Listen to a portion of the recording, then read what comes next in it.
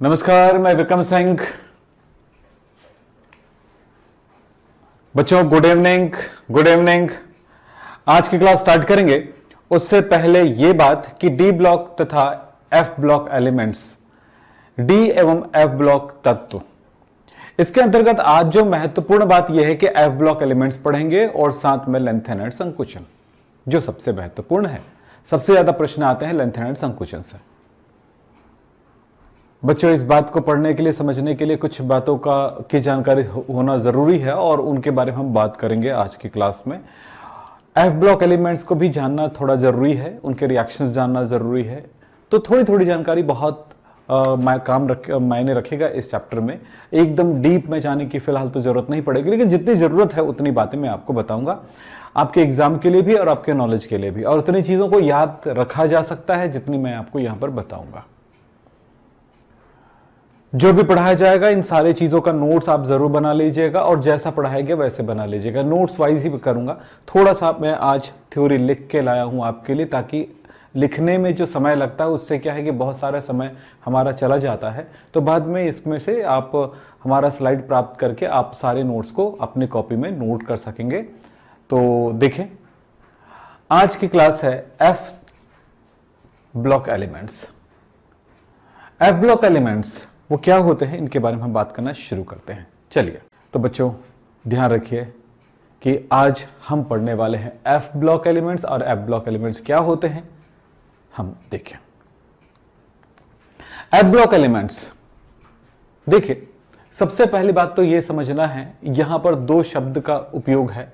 एक तो भाई अंतर संक्रमण तत्व, इसका क्या मतलब हुआ?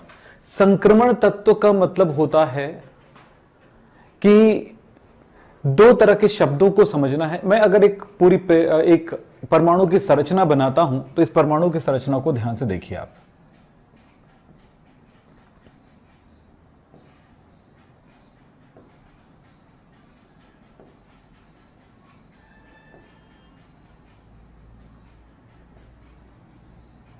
ये मान लेते हैं एक परमाणु है, परमाणु में कई ऊर्जा स्तर है। जैसे इसको मान लेता हूं 1 2 3 4 5 6। तो इस सबसे बाहर वाला जो कोश होता है इसको कहा जाता है, मैं नाम लिखते जा रहा हूं, ध्यान से सुनिएगा, फिर बहुत सारी बातें आपको समझ में आ जाएगा। इनको कहा जाता है संयोजी कोश।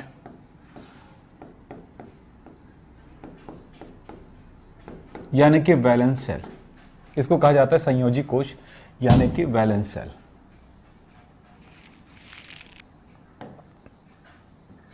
क्या कहा जाता है? Valence shell.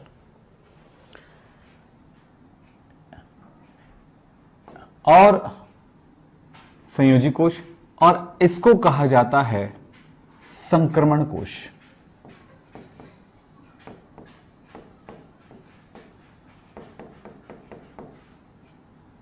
यह कहलाता है बाह्य कोश,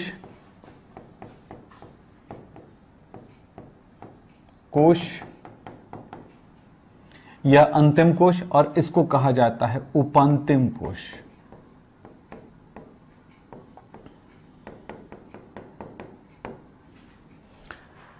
संक्रमण ट्रांजिशन सेल, यानी कि ये कौन सा है, इसको हम N नाम दे दें, तो इसको हम देंगे N-1N।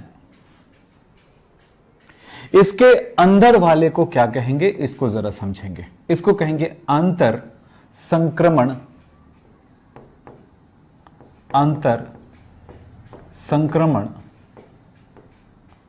कोश, N-2 कोश।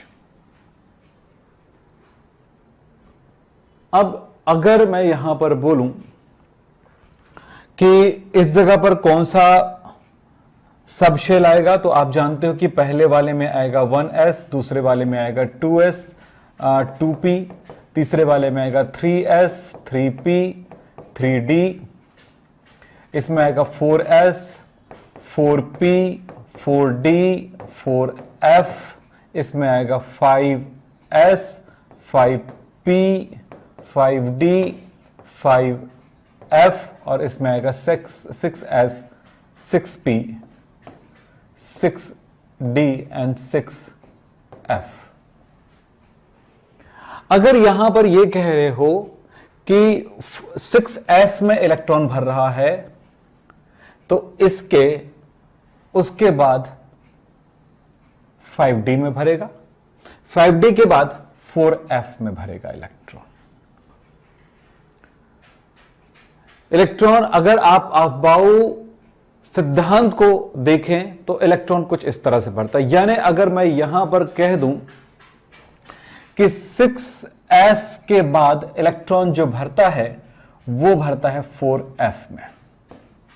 6s में 1 से 2 इलेक्ट्रॉन भरेगा, या यूं कह सकता हूं सिंपल वे में अगर मैं बोलूं तो 2 इलेक्ट्रॉन भर रहा है, कुछ अपवाद को छोड़ दें तो, और ये 1 से 14 तक इलेक्ट्रॉन भरेगा इसमें। ये इसके इलेक्ट्रॉनिक विन्यास का। तो एफ ब्लॉक तत्वों में इलेक्ट्रॉन कुछ इस तरह से भरता है, यानी 4s के बाद n, जैसे अगर मैं बोलूंगा ns के बाद n - 2f में इलेक्ट्रॉन भरता है। यह क्रम है इलेक्ट्रॉन भरने का।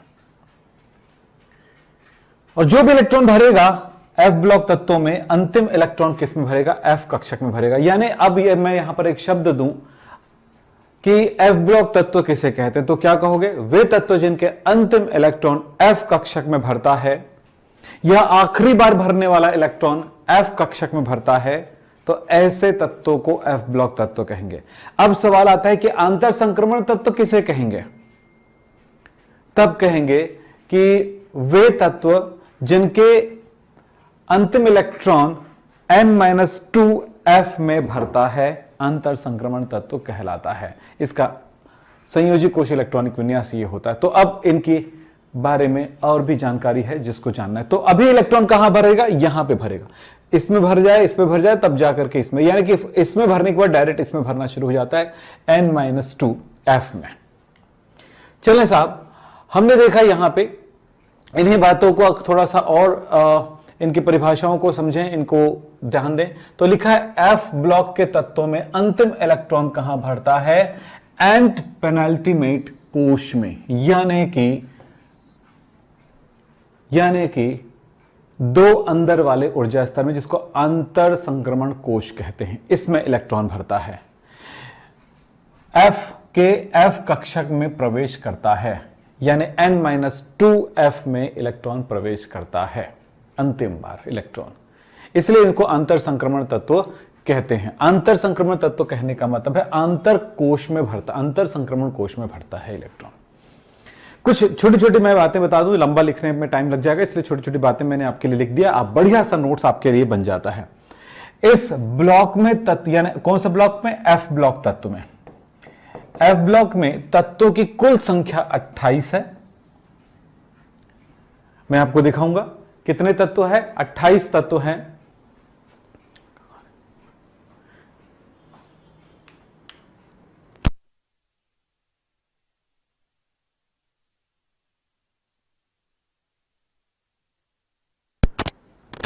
तो क्या बोला मैंने यहां पे?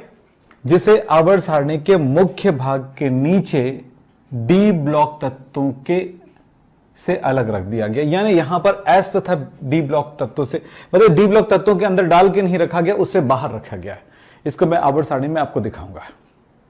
तो इसमें कितने तत्व हैं आपके पास? एफ ब्लॉक तत्वों को कितने? 28 तत्व है। एक वाला जो है जिसमें 4f वाला है और दूसरा वाला है 5f वाला। इसमें भरने वाले इलेक्ट्रॉन को कहा जाता है लेंथेनाइड एलिमेंट्स, और इसमें भरने वाले तत्वों को कहा जाता है एक्टिनाइड एलिमेंट्स। तो ये इसमें टोटल 14 इलेक्ट्रॉन है, 14 तत्व है, और इसमें भी 14 तत्व है। तो इसको क्या कहा जाएगा? Lanthanide elements.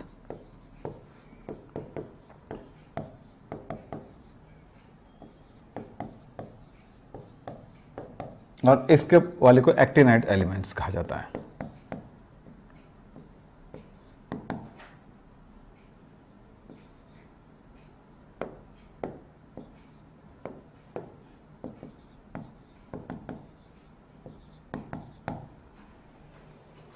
चलिए इन दोनों को एक बार फिर से देख लें, कुछ छोटी छोटी बातों को। इन तत्वों के अंतिम इलेक्ट्रॉन उपांतिम कोश के अंदर वाले कोश में भरता है, जिसको कहते हैं हम पेनल्टीमेट एंड पेनल्टीमेट कोश कहते हैं। और इसी कारण से इस वर्ग के तत्वों को क्या कहते हैं, ये मैंने यहाँ पे ऊपर भी लिख दिया है, इनको कहा जाता है इनर ट्रांजिशन एलिमेंट्स, यानी कि अंतर संक्रमण तत्व कहा जाता है। ये प्रकृति में बहुत कम मात्रा में पाई जाती है, इसीलिए इसको क्या कहा जाता है, दुर्लभ मृदा तत्व भी कहा जाता है। थोड़ा ध्यान रखिएगा, एक्टिनाइड एलिमेंट्स यानी कि 5F वाले तत्व जो होते हैं सभी रेडियो एक्टिव होते हैं, रेडियोधर्मी भी होते हैं।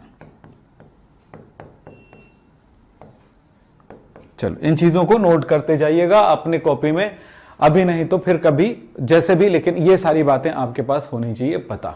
अब इन तत्वों को एक बार देख लें यहां पे। चलिए बेटा, ये लेंथेनम जो एलिमेंट है ना, इस जगह का तत्व है La, जिसका परमाणु क्रमांक है 57। और दूसरा एक्टिनाइड एलिमेंट्स जो है, एक्टिनाइड जो है वो Ac, इसका है 89। लेकिन इस जगह से यहां से बोलूंगा, ये जितने तत्व हैं लेंथेनाइड के बाद, जितने लेंथेनम तत्व के बाद जितने तत्व हैं 14 तत्व, ये सब लेंथेनाइड एलिमेंट्स कहलाते हैं। और इसके बाद यहां पर मैं बात करता हूं तो एक्टिनियम यहां पे है, एक्टिनियम के बाद जितने भी तत्व आते हैं ये सब 14 तत्व, ये कहलाते हैं एक्टिनाइड एलिमेंट्स कहलाते हैं। इसमें जो इलेक्ट्रॉन भरता है वो 4F में भरता है, और इसमें जो इलेक्ट्रॉन भरता है वो 5F में भरता है। इसको लेंथेनाइड एलिमेंट्स कहा जाता है, जैसे कि मैंने अभी बताया, लेंथेनाइड एलिमेंट्स, लेंथेनाइड तत्व, और इसको कहा जाता है एक्टिनाइड तत्व। ये दोनों है, तो ये दोनों पे ध्यान दीजिएगा। और ये है, यहां पर अगर आप ध्यान दें तो ये थर्ड बी समूह के तत्व हैं, इसलिए इन पूरे तत्वों को इसी जगह पे माना जाते हुए, यानी वर्ग में थर्ड बी वर्ग में माना जाएगा। और यहां पर देखिएगा, इसको हम 13वां वर्ग भी कह सकते हैं। तो समूह क्या कह सकते हैं, 3 समूह, 13वां नहीं बोलूंगा, थर्ड समूह, थर्ड ग्रुप, और थर्ड बी ग्रुप कहा जाएगा। तो ये समूह है या ग्रुप है। ये सारे तत्व धातु हैं, याद रखिएगा, धातु हैं। कुछ चीजों पे ध्यान दें। और स्टार्ट कहां से हो रहा है, देखो आवर्त है 1 2 3 4 5 6 7। तो 6 आवर्त और 7th आवर्त, 6 आवर्त के लेंथेनाइड एलिमेंट्स होते हैं और 7 आवर्त के एक्टिनाइड एलिमेंट्स होते हैं। ये छोटी सी बात को पकड़ लीजिए, अपने काम आएंगे आपके। तो आपको क्या क्या पता चला, यहां पता चला लेंथेनाइड एलिमेंट्स के लिए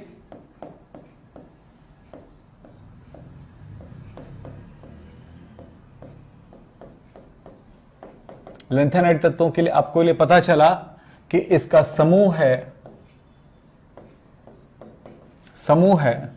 3 या थर्ड बी, 3 बोल सकते हैं या थर्ड बी कहेंगे। ये लीजिए, आवर्त क्या है, आवर्त मिल रहा है आपको 6th आवर्त इसमें मिल रहे हैं।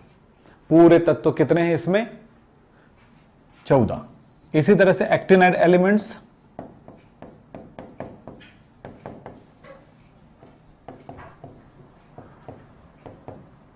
इसमें समूह क्या है, समूह है 3 या थर्ड बी, इसका भी सेम है, लेकिन आवर्त है 7। और याद रखना, इन सारे तत्व, ये सभी धातु है और इसकी ऑक्सीडेशन नंबर +3 होता है, सामान्य ऑक्सीडेशन में +3 होता है। और इस बात पे भी ध्यान रखिएगा, इन तत्वों को माना जाता है कि एस ब्लॉक एलिमेंट और डी ब्लॉक एलिमेंट के मध्य वाला तत्व है। एस ब्लॉक, एफ ब्लॉक और डी ब्लॉक, तो ये तत्व किसके बीच का माना जाएगा, एस तथा डी ब्लॉक। जैसे हम डी ब्लॉक एलिमेंट्स को क्या कहते थे, एस तथा पी ब्लॉक तत्वों के बीच का तत्व है। इसी तरह से एफ ब्लॉक तत्वों को माना जाता है यहां पर एस ब्लॉक और डी ब्लॉक तत्व के मध्य का। ये थोड़ी सी जानकारी आप रखिएगा जरूर। परमाणु क्रमांक की बात करते हैं तो बेटा यहां पर देखिए, आपने 57 का है तो ये है, ये 57 है तो ये 58 होगा। 58 परमाणु क्रमांक से लेकर के 71 तक के तत्व यहां पे मिलेंगे, 14 तत्व। फिर 72, फिर से यहां से 71 से फिर 72, 57 के बाद 58 यहां से होते हुए 71 के बाद ये 72, ये 89 है तो ये 90 होगा थोरियम, और 90 के बाद आप सीधा 103, और ये 3 के बाद होगा ये 4, 104। तो ये कंटिन्यू होता है, इसे बीच में आएगा ये तत्व, इसलिए यहां पर ये अंतर संक्रमण तत्व कहलाएगा, ध्यान रखिएगा। चलो अब चलते हैं बेटा, इनके बारे में जानकारी लेते हैं। एफ ब्लॉक तत्व, एफ ब्लॉक तत्वों को 2 श्रेणियों में वर्गीकृत किया गया है, 2 श्रेणियों में वर्गीकृत किया गया है। पहला श्रेणी है लेंथेनाइड, जिसको प्रथम अंतर संक्रमण श्रेणी कहा जाता है, प्रथम अंतर संक्रमण श्रेणी कहा जाएगा, यहां से स्टार्ट होगा। और दूसरा है द्वितीय अंतर संक्रमण श्रेणी तत्व। मैंने इसकी पूरी जानकारी दे दिया है आपको, समझ सकते हैं इसको। 4F और ये 5F वाला, ये लेंथेनाइड श्रेणी और ये एक्टिनाइड श्रेणी है। बिल्कुल हमने समझ गए हैं, बिल्कुल ध्यान दीजिएगा। अब बात करूंगा मैं प्रथम अंतर संक्रमण श्रेणी तत्व यानी 4F यानी लेंथेनाइड तत्व। लेंथेनाइड तत्व में अब इसका सामान्य इलेक्ट्रॉनिक विन्यास क्या होना चाहिए, तो इसके सामान्य इलेक्ट्रॉनिक विन्यास ये है, थोड़ा सा इस बात को ध्यान रखेंगे। 4F में इलेक्ट्रॉन भर रहा है, तो असल में लिखा क्या जा सकता है 6s2, इसको लिखा जा सकता है 6s2 4F 1 से 14 तक लिखा जा सकता है। लेकिन कहीं पर अपवाद भी मिलता है कि F का एक इलेक्ट्रॉन D में भी आ सकता है, तो इसीलिए ये लिखा जाता है 6s2 5D, कभी कभार आ जाता है, तो 5D में नॉर्मली 0 रहेगा, फिर उसके बाद होगा 4F में भरेगा। 4F में कितना, 4F में भरेगा 1 से लेकर के 14 तक। लेकिन कभी किसी किसी खास स्थितियों में स्थायित्व बनाए रखने के लिए कभी इसका एक इलेक्ट्रॉन इसमें भी आ जाता है, तो ये कभी एक इलेक्ट्रॉन यहां पर भी हो सकता है। सो ये इलेक्ट्रॉनिक विन्यास आपको देखने को मिलेगा। हमने इसको आगे पीछे कर, यहां पर हमने अरेंज किया कि पहला जो ऊर्जा स्तर पहले आता है उनको पहले लिखा, जो बाद में आता है उसको बाद में लिखा, फिर इस तरह से। लेकिन इलेक्ट्रॉन भरने के क्रम में हम कुछ इसी तरह से लिखेंगे। तो एक बात तो समझ में आ जाता है कि इस श्रेणी में जो जो तत्व आते हैं वो कितने तत्व आते हैं, 1 से लेकर के 14 तक यानी टोटल 14 तत्व आते हैं। F में 1 से लेकर के 14 तक इलेक्ट्रॉन भरता है, 4F1 F2 F3 इस तरह से इलेक्ट्रॉन भरते हुए आगे बढ़ता है। चूंकि ये तत्व लेंथेनम तत्व के बाद आते हैं, चूंकि ये तत्व लेंथेनम तत्व के बाद आते हैं, अतः इन्हें लेंथेनाइड श्रेणी कहा जाता है, इस श्रेणी को। तो लेंथेनम के बाद ये देखिए 58 से स्टार्ट हुआ, क्योंकि लेंथेनम का कितना होता है 57, तो लेंथेनम तत्व 57, फिर उसके बाद 58 59 इस तरह से चलते जाता है। लेंथेनम तत्व जो होता है उसमें डी में एक इलेक्ट्रॉन भरता है, इसलिए उसको डी ब्लॉक एलिमेंट्स कहा जाता है। लेंथेनम तत्व डी ब्लॉक एलिमेंट्स है, लेकिन lanthanide elements F block elements है, इस बात को ध्यान में रखेंगे।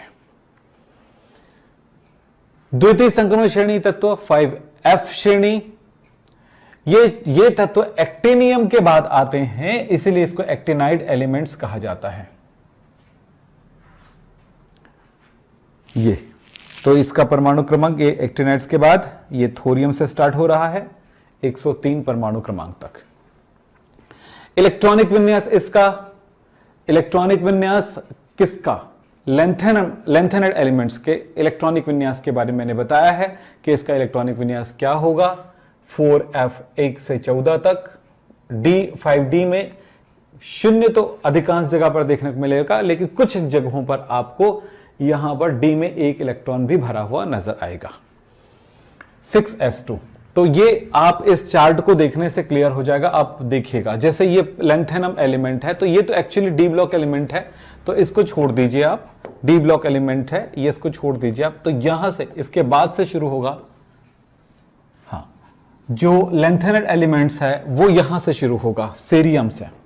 तो सीरियम परमाणु क्रमांक 58 इलेक्ट्रॉनिक विन्यास इसका होना चाहिए। अगर डी में एक इलेक्ट्रॉन भरा हुआ है तो उस स्थिति में एफ में एक इलेक्ट्रॉन भरेगा,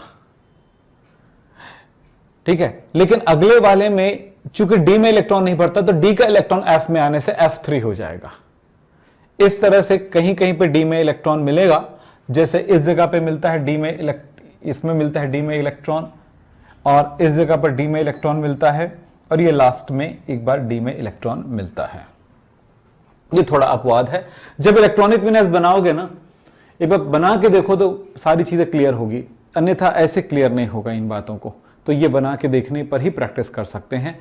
तो यहां पर सीरियम, गैडोलियम और ल्यूटीशियम, ये 3 चीजें हैं जिसमें डी में इलेक्ट्रॉन 1 भरता है। लास्ट में ल्यूटीशियम है।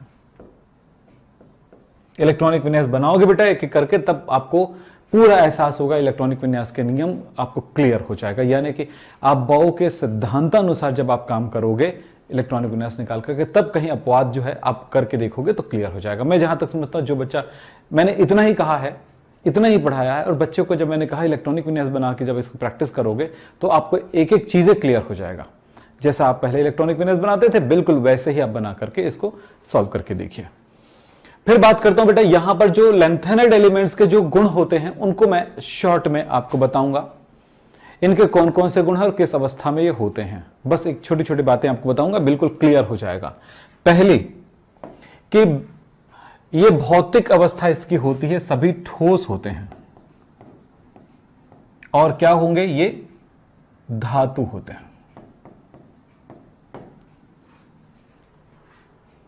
ऑक्सीकरण अवस्थाएं इनका सामान्यतः +3 होता है।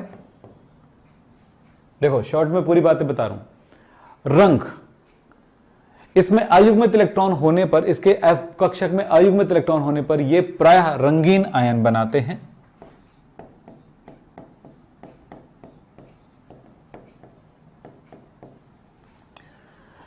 चुंबकीय गुण, ये चूंकि अयुग्मित इलेक्ट्रॉन होता है इसलिए ये अनुचुंबकीय गुण प्रदर्शित करता है। जैसे आपने डी ब्लॉक एलिमेंट्स में पढ़े थे ना संक्रमण तत्व, बिल्कुल वैसे ही गुण इसमें मिलेंगे। अनुचुंबकीय गुण प्रदर्शित करते हैं, पैरामैग्नेटिक होता है। रासायनिक क्रियाशीलता की बात करूंगा तो इसकी रासायनिक क्रियाशीलता एस ब्लॉक तत्वों से कम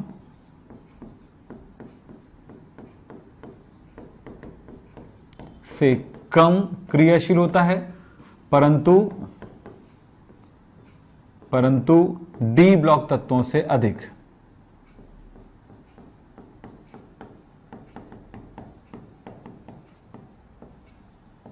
तो दोनों की मध्य एस ब्लॉक बहुत ज्यादा क्रियाशील होते हैं और डी ब्लॉक तत्वों से थोड़ी सी अधिक क्रियाशील है। तो यहां पर देखें, डी ब्लॉक तत्वों से अधिक क्रियाशील है, लेकिन एस ब्लॉक तत्वों से कम क्रियाशील है। परमाणु तथा आयनिक आकार, यहां पर मैं बोलूंगा एस ब्लॉक तत्वों का अधिक होता है, एफ ब्लॉक का छोटा होता है, और डी ब्लॉक का उससे छोटा होता है, और इससे भी छोटा एफ पी ब्लॉक एलिमेंट्स का परमाणु आकार की त्रिज्या होती है। ये परमाणु आकार की त्रिज्या के लिए बात हो रहा है। आयनन विभव तथा धात्विक लक्षण की बात करूंगा तो एस ब्लॉक तत्वों की धात्विक लक्षण अधिक होता है, एफ ब्लॉक का थोड़ा कम होता है, डी ब्लॉक का थोड़ा कम होता है, और पी ब्लॉक का कम होता है। चाहे आयनन विभव की बात का, अच्छा अब ये किसके लिए, धात्विक लक्षण की बात किया मैंने, धात्विक लक्षण के लिए एस ब्लॉक तत्वों की आयनन विभव बहुत कम होगा। आयनन विभव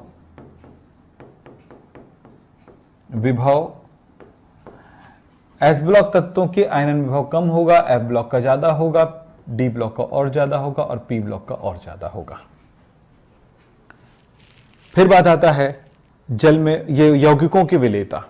चूंकि ये आयनिक प्रकृति का होते हैं इसलिए ध्रुवीय विलायकों में भी विलेय होते हैं।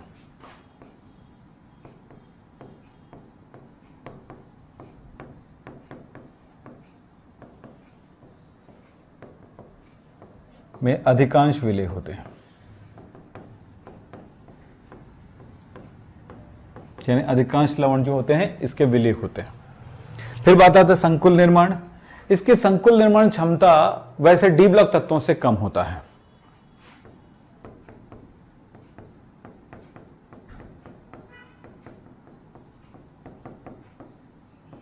डी ब्लॉक तत्वों के साथ तुलना करें तो इसके संकुल निर्माण की क्षमता कम होती है।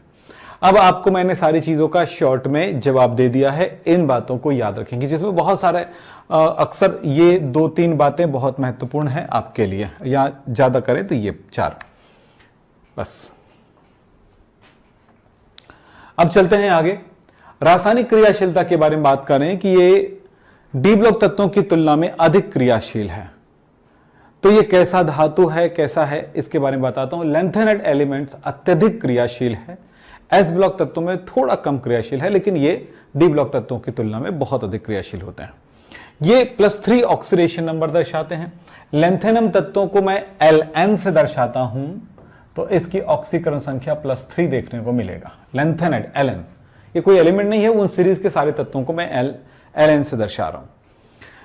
तो ध्यान देंगे, ये श्वेत कलर की धातु होता है और अत्यधिक क्रियाशील होता है, जो कि वायुमंडल में अगर इसको छोड़ दिया जाए, जैसे कि मानते आप सोडियम धातु के बारे में जानते हो, सोडियम धातु को अगर वातावरण में छोड़ोगे तो उसका सतह जो होता है, वैसे जब आप फ्रेश उसके सतह को काट दो तो आप देखोगे एकदम चमकीला रहता है, श्वेत चमकीला होता है। लेकिन जब आप उसे क्या कर दोगे, थोड़ी देर रखोगे वातावरण में, तो उसके ऊपर एक धुंधला सा परत बन जाता है, यानी कि ऑक्साइड, कार्बोनेट आदि बन जाते हैं।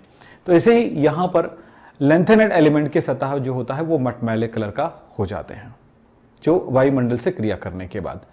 फिर बात करता हूं यहां पे कि यहां पर इटर्बियम YB पर वायु का कोई प्रभाव नहीं पड़ता है, यहां तक कि 1000 डिग्री सेल्सियस ताप पर भी अप्रभावित रहता है। इसके पृष्ठ पर ऑक्साइड की सुरक्षा बन जाने की वजह से ऐसा होता है। अब बात समझोगे एल्यूमिनियम। आपको बता दूं, एल्यूमिनियम जो है असल में देखा जाए तो लोहे से ज्यादा क्रियाशील है, परंतु आप जानते हो कि एल्यूमिनियम जो है वातावरण में लोहे की तुलना में ज्यादा स्थायी है। क्यों? क्योंकि एल्यूमिनियम की सतह पर एल्यूमिनियम ऑक्साइड बन जाता है, जिसकी वजह से वातावरण का प्रभाव एल्यूमिनियम की सतह पर नहीं पड़ता है या एल्यूमिनियम धातु पर नहीं पड़ता है, एल्यूमिनियम सुरक्षित हो जाता है। तो एल्यूमिनियम को इसी कारण से कहा जाता है स्वरक्षित धातु कहा जाता है। उसी प्रकार से यहां पर इटर्बियम भी एक ऐसा पदार्थ है, ऐसा लैंथेनाइड धातु है या तत्व है जिस पर वायु का प्रभाव नहीं पड़ता। अगर होता यह है कि उसकी भी सतह पर एक परत बन जाती है। इटर्बियम धातु की सतह पर एक परत बन जाता है, किसका? उसके ऑक्साइड का, एक फिल्म बन जाता है ऑक्साइड का, जिससे वातावरण का इस पर प्रभाव नहीं पड़ता है और इससे सुरक्षित रह जाता है। यहां पर यही बात बताएंगे। चलिए, कुछ रासायनिक अभिक्रियाओं की मैं जानकारी देता हूं, बस इतना ध्यान रखना, लैंथेनाइड एलिमेंट को मैं यहां पर दर्शा रहा हूं Ln से और इसकी ऑक्सीडेशन नंबर होता है +3। जिस भी तत्व से रिएक्शन कराओगे, जैसे मैं यहां पर सबसे पहले हैलोजन तत्वों से रिएक्शन कराता हूं, तो मुझे क्या देखने को मिलेगा? Lanthanum elements plus halogen, halogen में क्लोरीन, ब्रोमीन, आयोडीन, जिससे भी रिएक्शन करो, हैलोजन X2, तो यहां पर हैलोजन की संयोजकता 1 है तो Ln 1 होगा और X3 बन जाएगा। संतुलित कर दूं तो यह होगा 2, ये हो गया 3 से और यह 2। अगर मैं इसमें इसकी क्लोरीन से रिएक्शन करा दूं तो मुझे क्या मिलेगा? Ln Cl3। तो ये क्या बोलना चाहिए? ट्राई 3 संयोजकता वाला तत्व है, इसलिए इस तरह के कंपाउंड बनेंगे। तो जिसके साथ भी आप रिएक्शन कराओ, कार्बन के साथ रिएक्शन कराओगे तो कुछ इस तरह का कंपाउंड बनता है। तो मैं पहली बात तो इसके लिए बता दूं। अब आप चाहो तो इसमें जो भी एलिमेंट्स हैं उन सारे एलिमेंट्स को लेकर चल सकते हो, ठीक है। तो ये लैंथेनाइड एलिमेंट्स के लिए संतुलित कर दूं तो 2 3 2। कार्बन के साथ रिएक्शन कराऊंगा तो कार्बन के साथ ये तत्व कैसे? लैंथेनम तत्व जो होता है कार्बन के साथ उच्च ताप पर रिएक्शन करेगा। 2773 केल्विन तापमान पर रिएक्शन करने पर ये कुछ इस तरह का कंपाउंड बनाता है, Ln3C, या और मिश्रण होगा Ln2C3, और मिश्रण होगा इसमें एक है LnC2। तो इसमें मैंने सारी चीजों को दर्ज किया है, इन्हीं चीजों को आपको लिखना है। अम्लों से रिएक्शन करेगा तो Ln की, अगर मैं HCl से रिएक्शन करता हूं तो ये इनके साथ LnCl3 बनाएगा और ये हाइड्रोजन बच जाएगा। तो हाइड्रोजन गैस मुक्त हो जाने हैं, तो ये मैंने यहां पर दे दूं तो 2 बार 6 6 2 Cl कितने बार हो गया? हाइड्रोजन हो गया 6 तो 3, ये लीजिए। तो ऐसे रिएक्शन होगा। ऑक्सीजन के साथ जलने पर वो उसका ऑक्साइड बनाएगा। देखो यहां पर लिखा है ना, हाइड्रोजन गैस मुक्त होता है, इसीलिए ऑक्सीजन के साथ जलाने पर ये क्या बनाएगा? ऑक्सीजन की संयोजकता 2 होता है बेटा, ऑक्सीजन की संयोजकता कितना है 2, तो उस आधार पर क्या बनेगा O2। Ln का बोलो, Ln की संयोजकता 3 है तो ये है Ln 2O3 बनेगा। अब बैलेंस कर देते हैं 2 3 और ये 4, यस। इसी तरह से नाइट्रोजन से रिएक्शन करने पर क्या बनेगा, नाइट्रोजन के साथ लेंथेनाइड एलिमेंट्स, लेंथेनाइड नाइट्राइड बनाएगा, लेंथेनम नाइट्राइड बनेगा, तो LnN बनाएगा लेंथेनम नाइट्राइड। लेंथेनम ऑक्साइड बना, लेंथेनम क्लोराइड बना, इस तरह से कह सकते हैं। लेंथेनम नहीं बोल सकते, लेंथेनाइट बोलेगी, क्योंकि सीरियम है कि ये ट्रियम है, क्या है, इटरबियम है, क्या है, उसके बारे में हम नहीं बोल सकते। सल्फर के साथ सल्फाइड बना लेता है इसी तरह से रिएक्शन करके। इसी तरह से जल के साथ ये हाइड्रोक्साइड बनाएगा, हाइड्रोजन गैस मुक्त करेगा। तो ये सारे रिएक्शन यहाँ पर एक छोटे से चार्ट में सारी चीजें दी गई है, तो आप ऐसे ओपन रिएक्शन लिख सकते हो। अब बेटा यहां पर कुछ और एक बातों पे ध्यान दें। सबसे महत्वपूर्ण, सबसे इंपॉर्टेंट टॉपिक है आपके लिए, वो है ये लेंथेनाइड संकुचन। है बड़ा आसान यार, कुछ नहीं रखा इसमें। लेंथेनाइड एलिमेंट्स ये है, कौन सा, सीरियम, प्रोटेक्टिनियम, नियोडियम, इस तरह से सारे तत्व रखा हुआ है। इन तत्वों का यहां पर एक शब्द हम बोल रहे हैं लेंथेनाइड संकुचन। इसका क्या मतलब हुआ? बेटा आप जानते हो किसी भी आवर्त में इस तरफ से उस तरफ जाते हो, यानी कि बाएं से दाएं की ओर जाते हो, तो परमाणु का आकार धीरे धीरे छोटे होते जाता है। लेंथेनाइड में भी ऐसा होता है। लेंथेनाइड देखो 14 के 14 तत्व, यहां से जिस आकार का परमाणु होगा उससे यहां तक आते आते वो परमाणु आकार बहुत छोटा हो जाएगा। तो लेंथेनाइड श्रेणी में जैसे जैसे हम आगे बढ़ते जाते हैं उसके आकार छोटी होती जाती है, क्रमशः आकार का छोटा होते जाना लेंथेनाइड संकुचन कहलाता है। La से Lu तक लेंथेनाइड श्रेणी में परमाणु आकार में कमी आती जाती है, यानी परमाणु त्रिज्या छोटी होती जाती है। इसे हम लेंथेनाइड संकुचन कहते हैं। क्यों होता है? इसका कारण है कि जब हम एक ही आवर्त में बढ़ते हैं तो कोशों की संख्या में कोई परिवर्तन नहीं होता है। आखिरी इलेक्ट्रॉन चूंकि F कक्षक में भरते जाता है, और F कक्षक में जब इलेक्ट्रॉन भरता है तो F कक्षक में परिरक्षण प्रभाव बहुत कम पड़ता है। तो F कक्षक में परिरक्षण प्रभाव नहीं पड़ने की वजह से नाभिकीय आकर्षण बढ़ने लगता है, और नाभिकीय आकर्षण का प्रभाव इतना अधिक पड़ता है कि वो आकार छोटा हो जाता है, घटते जाता है, संकुचित होती जाती है। तो यहां पर इस तरफ से इस तरफ जाने पर नाभिकीय आकार में कमी आने लगता है। इसे हम कहेंगे लेंथेनाइड संकुचन। कारण मैंने यहां पर आपके लिए लिख दिया है कुछ बातें। 4f कक्षक में इलेक्ट्रॉन जब भरता है, 4f कक्षक में इलेक्ट्रॉन भरता है तो परमाणु बाहर के बढ़ने के साथ साथ यानी आगे की तरफ जाने पर उनका 4f में इलेक्ट्रॉन बढ़ती जाती है, लेकिन f कक्षक में इलेक्ट्रॉन के भरने पर उसमें परिरक्षण प्रभाव का बहुत कम प्रभाव पड़ना, जिसकी वजह से इसका आकार छोटे आ जाते हैं, क्योंकि नाभिकीय आवेश बढ़ती जाती है। नाभिकीय आवेश का बढ़ना, परिरक्षण प्रभाव का ना पड़ना आकार को छोटा करती है, जिसके कारण लेंथेनाइड संकुचन होता है। तो इस तरह से इधर जाओगे तो परमाणु का आकार छोटे होती जाती है। ये इंपॉर्टेंट है आपके लिए, ध्यान रखिएगा। यही टॉपिक सबसे इंपॉर्टेंट है आपके लिए। और इस तरह से परमाणु का आकार का छोटा, आगे बढ़ने पर परमाणु का आकार छोटे होते हुए इस ग्राफ को दिखाया गया। इसको बनाने की जरूरत नहीं है, सब देखने के लिए है आपके लिए।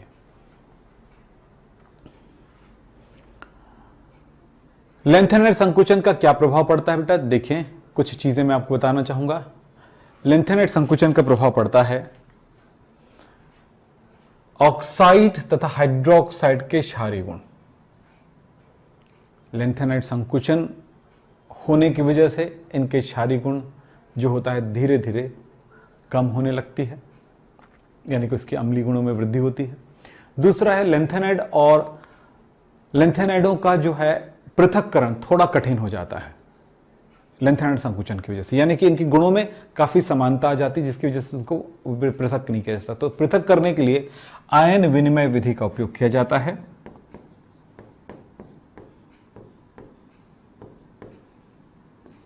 आयन विनिमय विधि,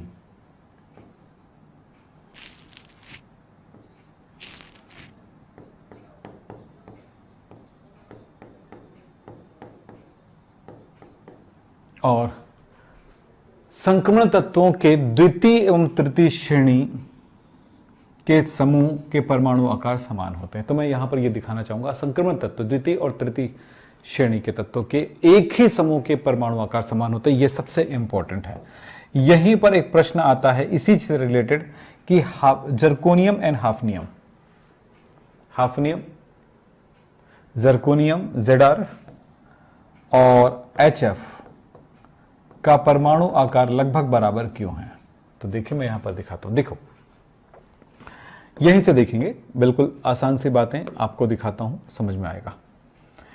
देखिए बेटा, ये लेंथेनाइड एलिमेंट्स हैं, यहां पर लेंथेनाइड श्रेणी होगा। ये जर्कोनियम और हाफनियम, जर्कोनियम से आगे बढ़ेंगे तो परमाणु आकार छोटा होते जाता है और यहां तक आते आते फिर बढ़ जाए, और ऊपर से नीचे आएंगे तो थोड़ा बड़ा होगा। लेकिन आप ऊपर से नीचे ये जब आ रहा है तो उसके बीच में यहां पर ये परमाणु आकार जिस साइज था उस साइज से छोटा हो गया, यानी इसके तुलना में इसका आकार थोड़ा छोटा होता है और इसके आगे आगे बहुत ज्यादा आकार छोटा होते जाता है। तो अगला जो इसका आकार आएगा वो क्या होगा, जितना बड़ा होना चाहिए था उसकी तुलना में थोड़ा छोटा हो जाता है, यानी कि इसके परमाणु आकार लगभग बराबर हो जाते हैं। सीधा सा प्रश्न, एक प्रश्न ऐसा बनता है कि जर्कोनियम तथा हाफनियम का परमाणु आकार या परमाणु त्रिज्या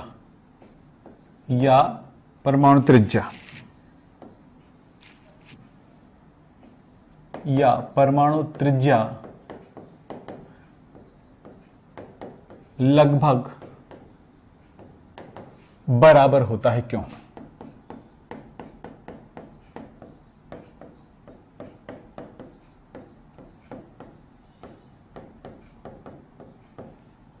उत्तर होगा दोनों के मध्य। मैं यहां पर लंबा एकदम सिंपल सा लिख देता हूं इनसे, जर्कोनियम तथा हाफनियम के मध्य, बस एक शब्द में आंसर हो गया, क्योंकि लगा के लिख रहा हूं, बराबर होता है, पूरा लिख सकते हैं। जर्कोनियम तथा हाफनियम का परमाणु आकार लगभग बराबर होता है, क्यों? में क्योंकि लगा के आंसर लिखेंगे, क्योंकि जर्कोनियम तथा हाफनियम के मध्य लेंथेनाइड संकुचन, इंग्लिश में संकुचन को कहते हैं कॉन्ट्रैक्शन, संक्रमण का संकुचन, जर्कोनियम के मध्य लेंथेनाइड संकुचन पाई जाती है। बस एक शब्द आपका लेंथेनाइड संकुचन लिखना हुआ कि इस क्वेश्चन का आंसर राइट होना होता है। इस तरह से आप देख रहे हैं बेटा, दो बातें, डी तथा एफ ब्लॉक तत्वों के बीच में क्या अंतर है, और दूसरा लेंथेनाइड तथा एक्टिनाइडों के मध्य क्या अंतर है। ये दो तरह के प्रश्न आपके पास आएंगे। इनमें कुछ खास अंतरों को मैं आपको बता देता हूं, आपको याद रखना होगा। सबसे पहली बात है डी तथा एफ ब्लॉक एलिमेंट्स।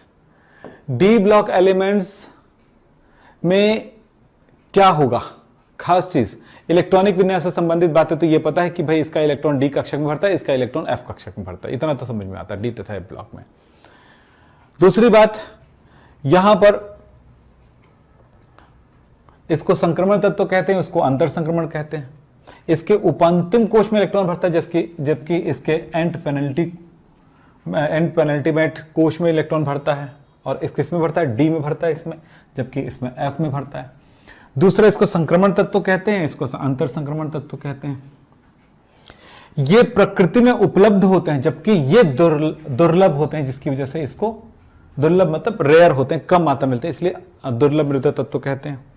ये तत्व स्थायी होते हैं, जबकि ये कम स्थायी होते हैं, और ये रेडियो एक्टिव होते हैं अधिकांश। इसकी ऑक्सीकरण संख्या परिवर्ती होता है, जबकि इसकी ऑक्सीकरण संख्या बहुत ज्यादा परिवर्ती नहीं होता है, और नॉर्मली +3 ऑक्सीडेशन नंबर वो दर्शाता है। इसमें संकुल निर्माण की प्रवृत्ति पाई जाती है, अधिक पाई जाती है, जबकि इसमें कम पाई जाती है। बस इतना अंतर है। तो कुछ अंतरों को आपको मैंने अंडरलाइन कर दिया, उनको याद रखिएगा। फिर बात करता हूं लैंथेनाइड और एक्टिनाइड में क्या अंतर है। तो इसमें इलेक्ट्रॉन किसमें भरता है, n-2 यानी कि 4f में भरता है, जबकि इसमें इलेक्ट्रॉन 5f में भरता है। इस बात को याद रखेंगे, ठीक है। दूसरी बात, ये लैंथेनम के बाद आते हैं, जबकि ये एक्टिनियम के बाद आते हैं। इसकी ऑक्सीडेशन नंबर जो होता है सामान्यतः +3 होता है, और तो ये ऑक्सीडेशन नंबर को मत लिख लीजिएगा, इसमें और चीजें मैं दे देता हूं ज्यादा जरूरी। इसमें भी लैंथेनाइड संकुचन होता है, उसमें एक्टिनाइड संकुचन होता है, ये ध्यान रखें। ये लैंथेनाइड ऑक्सो आयन नहीं बनाते हैं, जबकि ये ऑक्सो आयन बनाते हैं, इस टाइप का।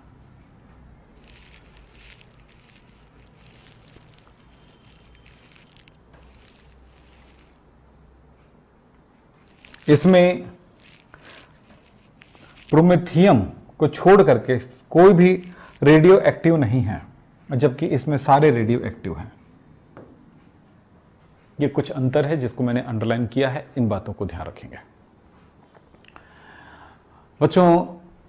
हम डी तथा एफ ब्लॉक एलिमेंट्स के तत्वों को हमने देखा, हमने कोशिश किया जितना हो सके इसको शॉर्ट में पढ़ाएं, और जितना हो सके हमने जितने टाइम था हमारे पास उसमें इतनी सारी चीज़ों को कराएं। आपने इनको अच्छे से देखा है, अगर शुरू से देखा है तो बहुत कुछ सीखा है आपने।